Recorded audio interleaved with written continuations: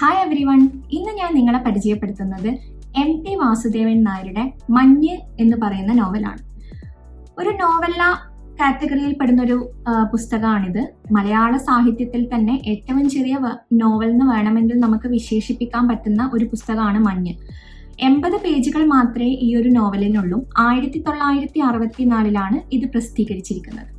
ഇതിലെ കഥാപാത്രങ്ങളെ കുറിച്ച് പറയുവാണെങ്കിൽ വളരെ കുറച്ച് കഥാപാത്രങ്ങൾ മാത്രമേ ഈ ഒരു നോവലിലുള്ളൂ.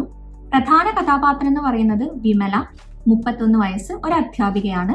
ബുദ്ധു, അയാൾ ഒരു കടത്തുകാരനാണ്. അതുപോലെ ദോരാ സിംഗ്, ഒരു 40-50 വയസ്സിനിടയിൽ പ്രായമുള്ള ഒരാളാണ് ദോരാ സിംഗ്. പറഞ്ഞ പ്രധാന കഥാപാത്രമായ വിമലയുടെ കാമുകൻ, അതാണ് സുധീർ മിശ്ര.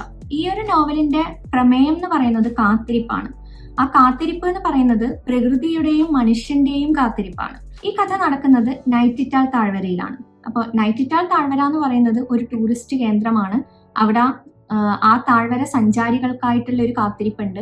അതുപോലെ വേനൽ ഉണ്ടാവുമ്പോൾ മഞ്ഞിലേക്കുള്ള ഒരു കാത്തിരിപ്പുണ്ട്. അങ്ങനെ ആ കാത്തിരിപ്പിനെ വളരെ നന്നായിട്ട് MT ഇതിനകത്ത് വിശദീകരിച്ചിട്ടുണ്ട്. അതുപോലെ തന്നെയാണ് മനുഷ്യരുടെ കാത്തിരിപ്പ്. വിമല തന്റെ കാമുകനായ സുധീർ മിശ്രയ്ക്കായുള്ള കാത്തിരിപ്പിലാണ്. ബുദ്ധു തന്റെ അച്ഛന് വേണ്ടിയുള്ള കാത്തിരിപ്പിലാണ്. അച്ഛനെ കുറിച്ചുള്ള ഓർമ്മകളൊന്നും ബുദ്ധുവിനില്ലെങ്കിലും ആകെയുള്ളത് ഒരു ഫോട്ടോ ആണ്. അപ്പൊ ആ ഫോട്ടോ വെച്ചിട്ടാണ് തന്റെ അച്ഛനെ തേടിയിട്ട് ബുദ്ധു ആ കാത്തിരിക്കുന്നത്.